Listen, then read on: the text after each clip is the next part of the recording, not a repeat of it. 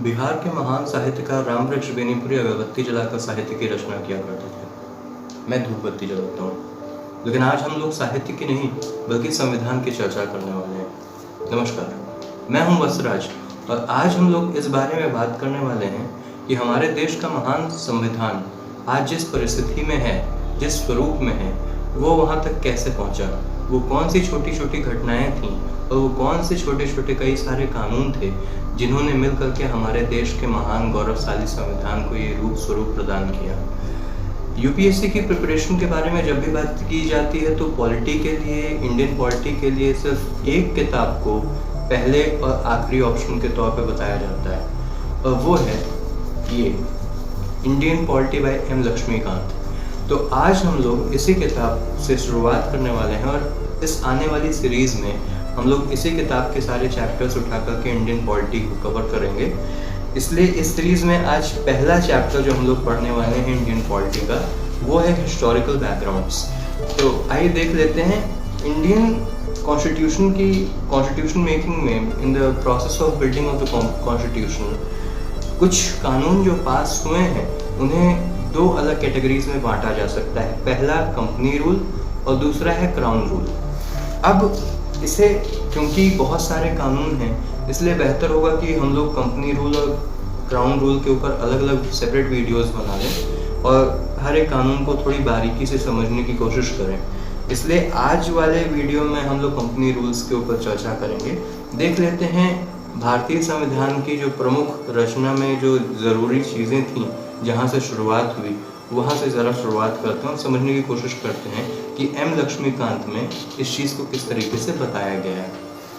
तो चैप्टर 1 जो historical background है हमारा, उसके बारे में बताया जाता है सबसे पहले कि ईस्ट इंडिया कंपनी, जिसे originally governor and company of merchants of London trading into the east Indies, ये नाम था जो शुरुआती, वो east India company trading rights लेकर के आई थी क्वीन के एक चार्टर के तहत सन 1600 में। क्वीन एलिजाबेथ ने एक चार्टर जारी किया था जिसके तहत कंपनी ईस्ट इंडिया कंपनी यहाँ पे ट्रेडिंग राइट्स लेकर के हमारे देश आई हुई थी।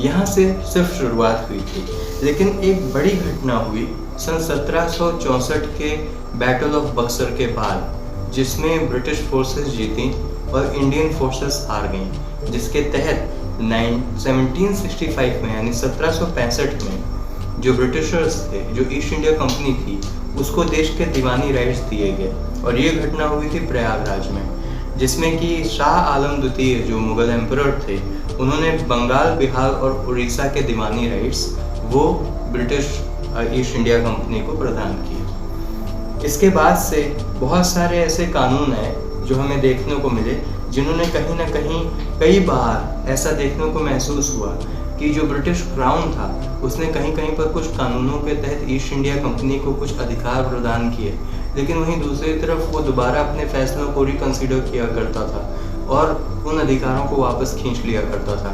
इस तरीके से जो कॉन्स्टिट्यूशन बिल्डिंग हुई और इस तरीके से जो कानून है उनको एक एक करके फिर हम आगे देखते हैं। इसके बाद 1858 में एक दूसरा बड़ा मोड़ आता है, जहाँ पे जो पूरा कंट्रोल था इंडियन गवर्नेंस का वो ईस्ट इंडिया कंपनी से छीन करके और सीधा ब्रिटिश क्राउन के हाथ में चला गया।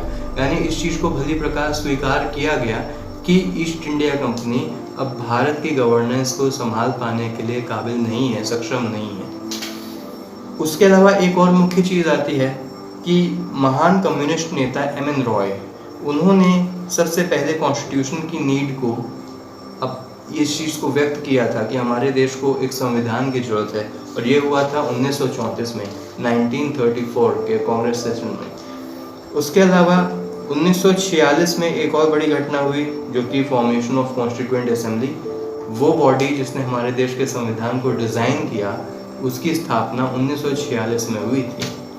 उसके बाद 1950 में आखिरी बड़ी घटना यानी कि 26 जनवरी को हमारा संविधान, the constitution came into being, और हमारे संविधान की रचना होने के बाद उसे लागू किया गया। अब शुरुआत करते हैं हम कंपनी रूल से। 1773 से लेकर 1858 यानी 1773 टू 1858 ये कंपनी रूल्स आए और इन कानूनों को हम जरा एक एक करके देखते हैं। सबसे पहले जो बड़ा एक्ट आता है जहाँ से शुरुआत हुई थी हर एक चीज़ की, वो था regulating act of 1773। Regulating act of 1773 के थ्रू जो ईस्ट इंडिया कंपनी है उसको काफ़ी सारी पावर्स प्रदान की गई भारत की गवर्नेंस को लेकर के, और बहुत सारी नई चीज़ें इंट्रोड्यूस की गई इंडियन गवर्नेंस में। सबसे पहला बड़ा इम्पैक्टफुल जो एक्ट था वो यही था 1773 का रेगुलेटिंग एक्ट, जिसके तहत कुछ बड़े परिवर्तन लाए गए। तो इसमें जो मुख्य चीज़ें थी रेगुलेटिंग एक्ट में वो थी कि it let down the political and administrative functions of the company in India.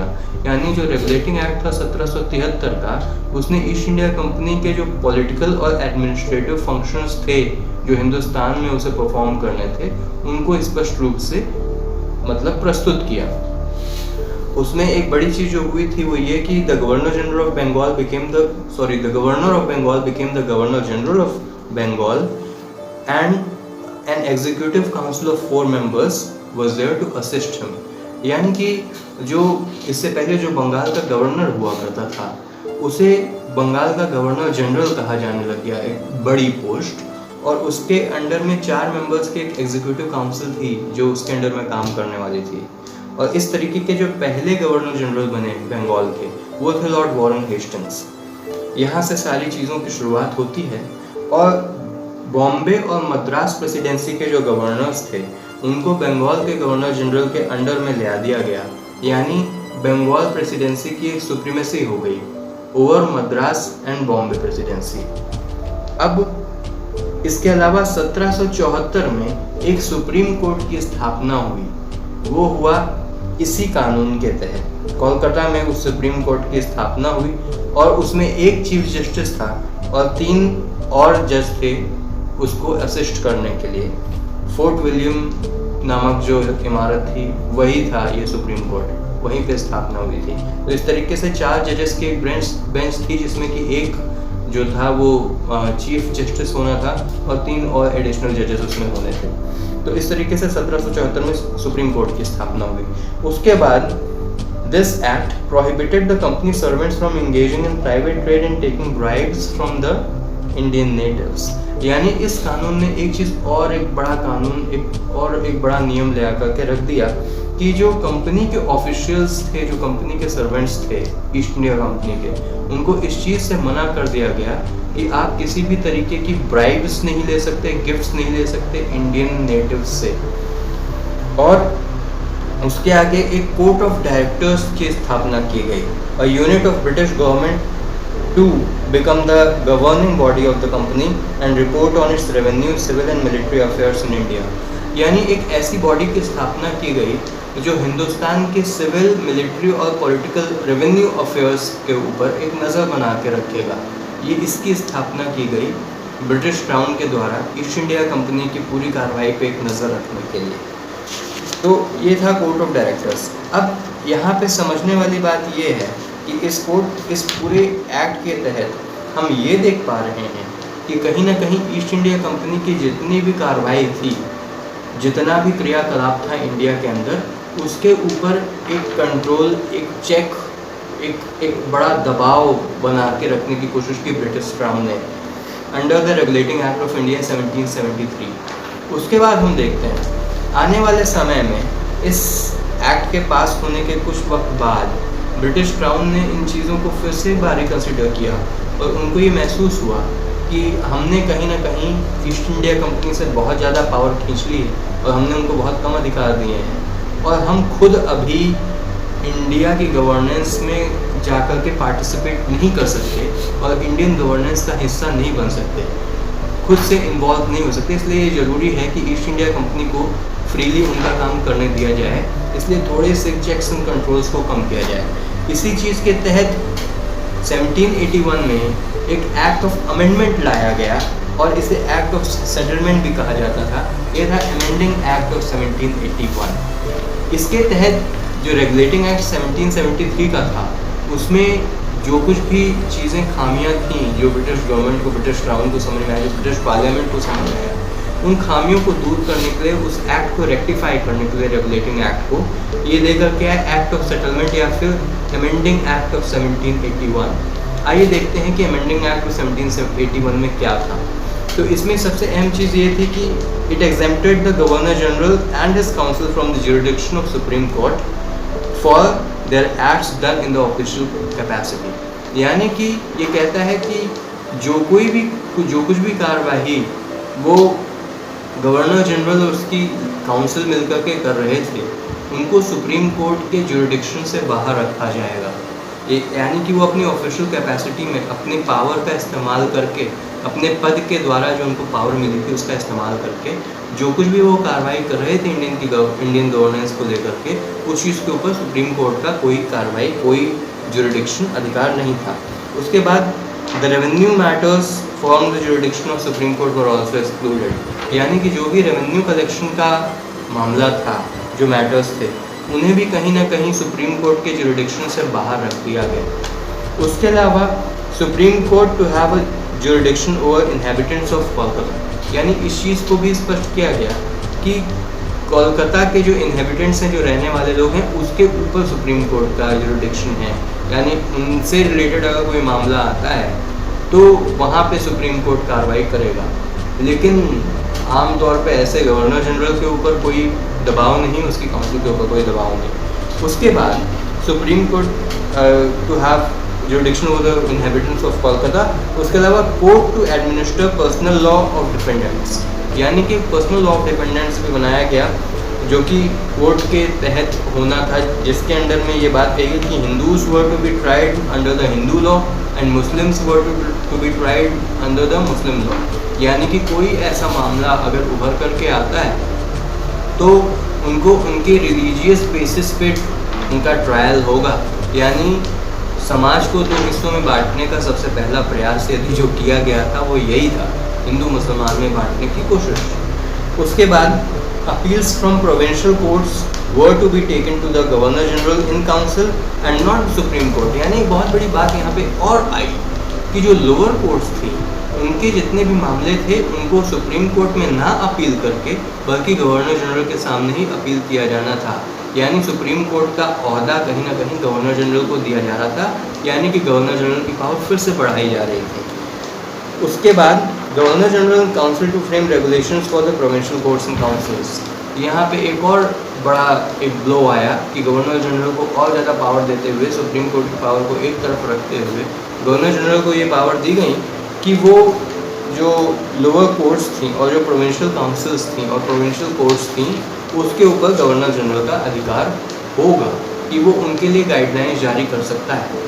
अब इस लॉ को फिर से मतलब इशू किए हुए इस कानून को, अमेंडिंग लॉ को फिर से वापस रिपील कर लिया गया, इसको हटा लिया गया। इसमें बहुत सारी खामियां देख करके पहले तो ईस्ट इंडिया कंपनी के ऊपर बहुत ज़्यादा कंट्रोल किए गए ब्रिटिश क्राउन के द्वारा, और उसके बाद फिर से उस चीज़ को रिकन्सिडर किया गया और ये समझा गया कि कहीं ना कहीं हम ईस्ट इंडिया कंपनी की पावर को कम करके इंडियन पब्लिक जो है, जिसके ऊपर हम लोग रूल करने आए हैं, उसे हम लोग ज़्यादा पावर प्रोवाइड कर रहे हैं। तो कहीं ना कहीं जो बॉडी हमारी पावर को फंक्शन करने वाली है हिंदुस्तान के अंदर, हम उसी का गला दबा रहे हैं और हम उसी को फंक्शन नहीं करने दे रहे हैं। तो इससे कहीं ना कहीं हमारी ही जड़ें कमज़ोर होने वाली हैं हिंदुस्तान में। इसलिए फिर से उस नियम को हटा करके ये अमेंडिंग लॉ लाया गया था। लेकिन ये अमेंडिंग लॉ लाते ही फिर से जब रेवेन्यू राइट्स फिर से गवर्नर जनरल के पास आ गए, उसकी काउंसिल के पास आ गए और सुप्रीम कोर्ट की ज्यूरिडिक्शन से बाहर निकल गए वो लोग, तो देखते देखते फिर से वही लूट खसोट चालू हो गया रेवेन्यू कलेक्शन के मामले में, और फिर से बहुत ज़्यादा मिसमैनेजमेंट ऑफ पावर होने लग गया, जहाँ पे फिर से एक बार ब्रिटिश क्राउन को कंसीडर करना पड़ा इस चीज़ को, और फिर से एक नया कानून आया और वो था पिट्स इंडिया एक्ट 1784।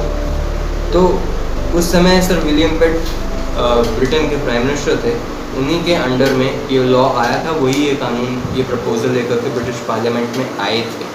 तो इसे भी जो डिफेक्ट्स थे रेगुलेटिंग एक्ट के, उनको रेक्टिफाई करने के लिए लेकर के आया गया, और ये जो अमेंडिंग एक्ट था इसे तो बिल्कुल से उखाड़ कर फेंक दिया गया और नए कानून पिट्स इंडिया एक्ट के अंदर आए।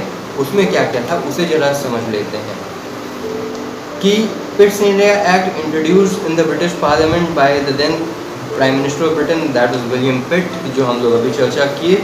उसके बाद इसके जो फीचर्स थे इस कानून के वो क्या थे कि distinguish between the commercial and political functions of the company. यानी पिट्स इंडिया एक्ट ने सबसे अहम चीज़ जो की वो ये कि जो पॉलिटिकल फंक्शंस और कॉमर्शियल फंक्शंस थे ईस्ट इंडिया कंपनी के, उन्हें अलग अलग कर दिया।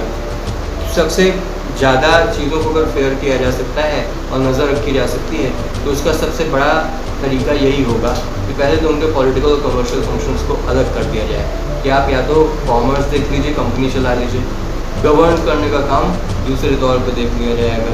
दोनों को मिक्स करेंगे तो वही गड़बड़ चालू होगी जो इतने साल से करते रहे हैं, इसलिए ये काम किया गया। उसके अलावा दो नई बॉडीज़ की स्थापना हुई। एक था कोर्ट ऑफ डायरेक्टर्स जो कंपनी के कॉमर्शियल अफेयर्स को देखने वाला था, और दूसरा था बोर्ड ऑफ कंट्रोल जो कंपनी के पॉलिटिकल अफेयर्स को देखने वाला था। ये एक नई बॉडी बन करके आई।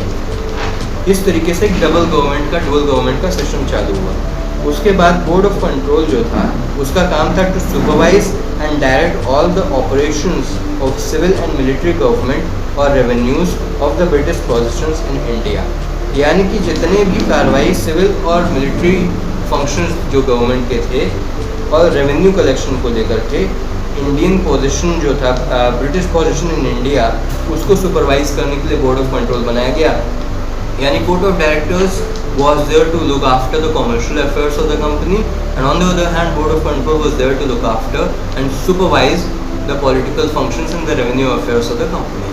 ये एक चीज़ समझने वाली है यहाँ पे, कोर्ट ऑफ डायरेक्टर्स और बोर्ड ऑफ कंट्रोल को अलग अलग। उसके बाद British positions in India means companies territories in India, यानी कि देश के अंदर जो कंपनी की टेरिटरी जहाँ जहाँ तक फैली है उसे ब्रिटिश पोजीशंस इन इंडिया का नाम दिया गया पहली बार। उसके बाद this act gave complete control of company's affairs and administration in India to British government, यानी कि इसने कहीं ना कहीं एक पूरा कंप्लीट कंट्रोल दे दिया कंपनी के अफेयर्स का और एडमिनिस्ट्रेशन का इंडिया में ब्रिटिश गवर्नमेंट के हाथ में।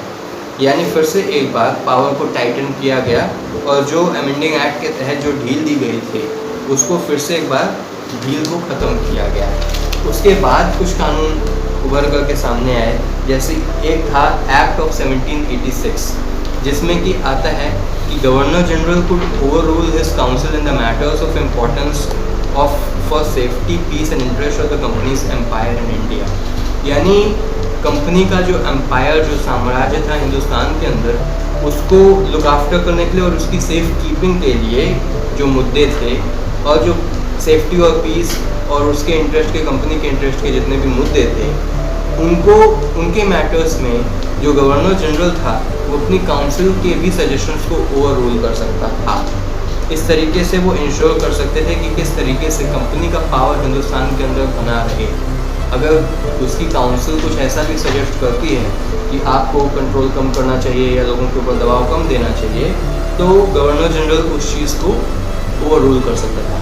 उसके बाद गवर्नर जनरल को पावर दिए गए कमांडर इन चीफ के, और लॉर्ड कॉर्नवालिस ऐसे पहले गवर्नर जनरल थे जिनको ये पावर मिली। और ये दोनों क्लॉज जो आए ये लॉर्ड कॉर्नवालिस की ही डिमांड थी, उनके कहने पे ही ये पावर्स दिए गए।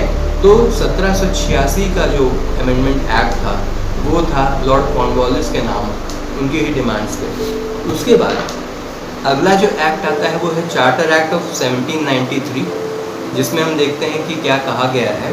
Overriding power of governor general over his council extended further to future governor generals and those of other presidencies also. यानी कि अभी जो लॉर्ड कॉर्नवालिस के कहने पे ये जो कानून बनाया गया कि गवर्नर जनरल अपनी काउंसिल के सजेशंस को ओवर रूल कर सकता है, इसको आगे की फ्यूचर के आने वाले गवर्नर जनरल्स के लिए एक्सटेंड कर दिया गया। और उसके आगे हम देखते हैं कि गवर्नर जनरल ऑफ बंगाल, और यही चीज़ दूसरी प्रेसिडेंसीज़ के गवर्नर्स के ऊपर भी लागू हो गई कि वो भी अपनी अपनी काउंसिल के जो मेंबर्स हैं उनकी बात को ओवर रूल कर सकते हैं अगर मुद्दा कंपनी के इंटरेस्ट का हो तो। उसके बाद governor general of Bengal got more power over Bombay and Madras presidency, यानी बंगाल के गवर्नर जनरल को बॉम्बे और मद्रास प्रेसिडेंसी के ऊपर ज़्यादा और पावर दी गई। Trade monopoly extended for next 20 years, यानी ईस्ट इंडिया कंपनी की जो ट्रेड मोनोपोली थी उसे और 20 साल के लिए एक्सटेंड कर दिया गया, एक्सेप्ट फॉर, इसमें भी एक क्लॉज था, trade with China and trade off T. ये दोनों ब्रिटिश क्राउन के ही हाथ में रहे, क्योंकि ये दो बहुत महत्वपूर्ण सेक्टर थे और इन दोनों सेक्टर्स को लेकर के British crown east India company पे भरोसा नहीं कर सकता था, इसलिए उसमें ट्रेड मोनोपोली उन्हें नहीं दी गई। उसके बाद commander in chief not to be a member of governor general's council unless to appointed, यानी जो कमांडर इन चीफ होता था वो मतलब गवर्नर जनरल की काउंसिल का एक मेंबर नहीं होगा जब तक उसको इस पद पे ना अपॉइंट किया जाए। उसके बाद board of control and the staff to be paid out of the Indian revenues, यानी जो बोर्ड ऑफ कंट्रोल की स्थापना हुई उसके स्टाफ को जो पेमेंट मिलनी थी वो इंडियन रेवेन्यू जो कलेक्ट हो रहा था उसी से पेमेंट किया जाना था। अगला जो एक्ट आता है वो है चार्टर एक्ट ऑफ 1813। इसमें क्या कुछ चीज़ें हम देख लेते हैं। Trade monopoly of the country in India was abolished, यानी ईस्ट इंडिया कंपनी की जो ट्रेड मोनोपोली थी व्यापार को लेकर के उसे ख़त्म कर दिया गया। और इस एक्ट में आता है कि जो ट्रेड था विद चाइना एंड टी उसको छोड़ करके, उसके बाद now apart from the company other British merchants could also trade in India, यानी कि कंपनी ईस्ट इंडिया कंपनी के अलावा भी जो बाकी ट्रेडर्स थे ब्रिटेन के वो भी इंडिया में आकर के ट्रेड कर सकते थे, ये आज़ादी दी गई इस एक्ट के तहत। उसके अलावा this law was a partial shift of power from the company to the crown, ये जो लॉ था ये कंपनी से क्राउन की तरफ पावर का एक पार्शियल शिफ्ट था, ये समझने की जरूरत है। Christian missionaries were allowed to come to India for enlightening people. अब उन्होंने ये भी एक बात कही कि क्रिश्चियन मिशनरीज जो हैं वो हिंदुस्तान आए हिंदुस्तान के लोगों को एनलाइटन करने के लिए। भला वो लोग क्या एनलाइटन करते, एक ऐसी सभ्यता को जो हज़ारों साल पहले से चल रही थी, विश्व की पहली महान सभ्यता, पहली अर्बन सिविलाइजेशन वो इस देश में पनपी और वो हमें सिविलाइज करने के बारे में सोच रहे थे। लेकिन उसके अलावा हम देखते हैं इन्होंने क्या कहा कि western education to be spread among Indian people, यानी जो पश्चिमी एजुकेशन था, वेस्टर्न एजुकेशन था, इंग्लिश एजुकेशन था, उसे इंडिया में फैलाने का प्रयास किया जाना था। फिर local governments authorise to collect taxes and punishing in case of non payment, यानी कि टैक्स कलेक्शन का पावर दिया गया लोकल गवर्नमेंट्स को, और इन केस टैक्स का पेमेंट ना हो तो उनको पनिश करने का भी अधिकार दिया गया लोगों को। उसके बाद आता है चार्टर एक्ट ऑफ 1833, जल्दी से देख लेते हैं। इसमें ये चार्टर एक्ट ऑफ 1833 था final step towards centralisation in British India. British India में सेंट्रलाइजेशन का फाइनल स्टेप, उसमें हम देखते हैं कुछ फीचर्स कि governor general of Bengal became governor general of India. ये बहुत बड़ी चीज़ थी। 1833 के इस एक्ट के तहत गवर्नर जनरल जो बंगाल का था उसे हिंदुस्तान का गवर्नर जनरल घोषित किया गया और एक्सट्रीम पावर दी गई। All civil and military powers over the territories of the company in India, यानी ईस्ट इंडिया कंपनी की जितनी भी टेरिटरीज थी हिंदुस्तान में उसके ऊपर जितने भी सिविल एंड मिलिट्री राइट्स थे वो इस एक आदमी को दिए गए जो था गवर्नर जनरल ऑफ इंडिया, और वही गवर्नर जनरल ऑफ बंगाल था, उसे बना दिया गया। और विलियम बेनेडिक्ट ऐसे पहले गवर्नर जनरल बने और वो पहला सेंट्रलाइजेशन, इतना बड़ा सेंट्रलाइजेशन 1773 के रेगुलेटिंग एक्ट के बाद पहली बार देखने को मिला। उसके बाद गवर्नर जनरल ऑफ इंडिया को एक्सक्लूसिव लेजिस्लेटिव पावर्स दिए गए ब्रिटिश इंडिया के ऊपर, यानी वो कानून बनाने के एक्सक्लूसिव पावर्स उसे प्रदान किए गए।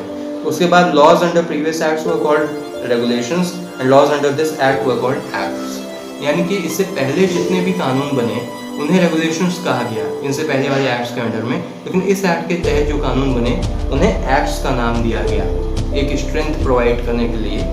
उसके बाद east India company became administrative body instead of commercial body, लेकिन यानी कि ईस्ट इंडिया कंपनी जो है वो एक एडमिनिस्ट्रेटिव पावर उससे मिल गई और कॉमर्शियल फंक्शंस उसके एक तरीके से ख़त्म हो गए। And it became just representative of the British crown in its rule over India, यानी वो सीधा सीधा अब ब्रिटिश क्राउन को रिप्रेजेंट कर रहे थे हिंदुस्तान के अंदर।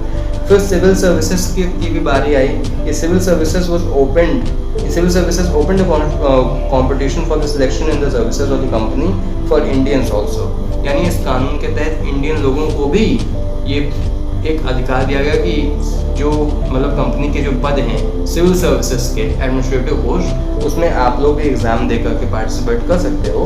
लेकिन ये प्रोविज़न जो है वो बाद में निगेट कर दिया गया, हटा दिया गया जब कोर्ट ऑफ डायरेक्टर्स की तरफ से काफ़ी विरोध हुआ।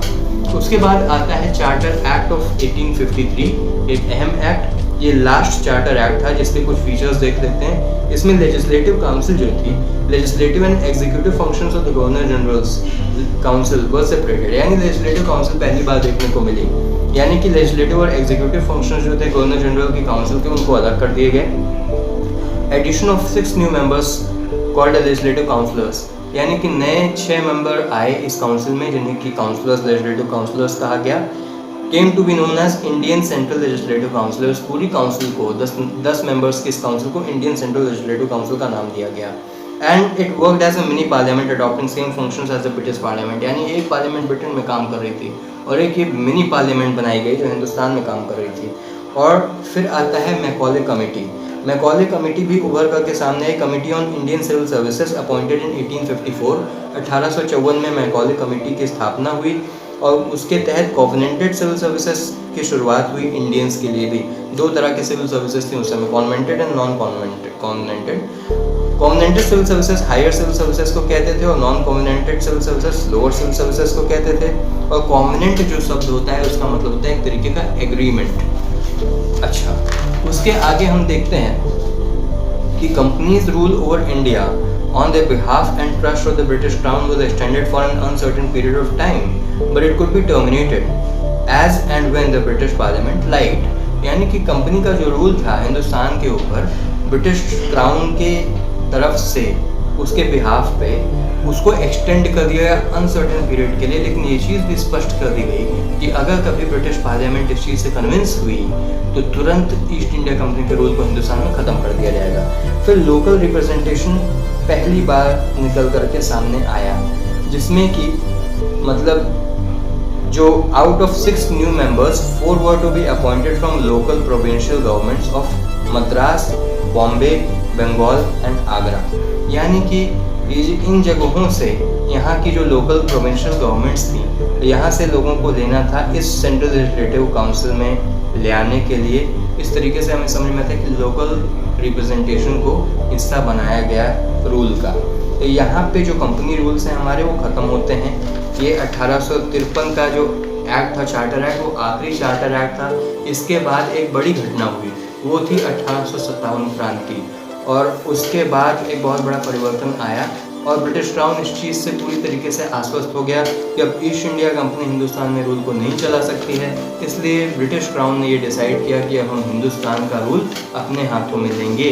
और उसी के बाद 1858 में क्वींस प्रोक्लेमेशन यहाँ प्रयागराज में नवंबर 1 में पढ़ा जाता है एल्फ्रेड पार्क में, और उसके साथ साथ एक गवर्नमेंट ऑफ इंडिया एक्ट 1858 आता है जहाँ से क्राउन रूल की शुरुआत होती है। अपने अगले वीडियो में हम लोग क्राउन रूल को पढ़ेंगे। उसके अंडर में 1858 से लेकर आखिरी में 1947 जब देश को आज़ादी मिली तब तक जितने कानून पास हुए उनके बारे में बताया गया है। हम उन लॉज को अलग अलग करके पढ़ेंगे। मैं हूं वत्सराज, लेके आता रहूँगा आपके लिए ऐसी बहुत सारी महत्वपूर्ण जानकारियाँ। इस सीरीज़ में हम लोग एम लक्ष्मीकांत के इंडियन पॉलिटी को ख़त्म करने वाले हैं। अगर आपके कोई विशेष सवाल हो या फिर कोई टॉपिक्स हो जो आप सजेस्ट करना चाहते हो डिस्कशन के लिए, या इसमें से कोई भी चीज़ जो ना समझ में आई हो उसे मुझे ज़रूर लिख करके भेजें कमेंट सेक्शन में। आता रहूँगा आप लोगों के लिए। मैं हूं वत्सराज, बहुत बहुत धन्यवाद। Thank you so much.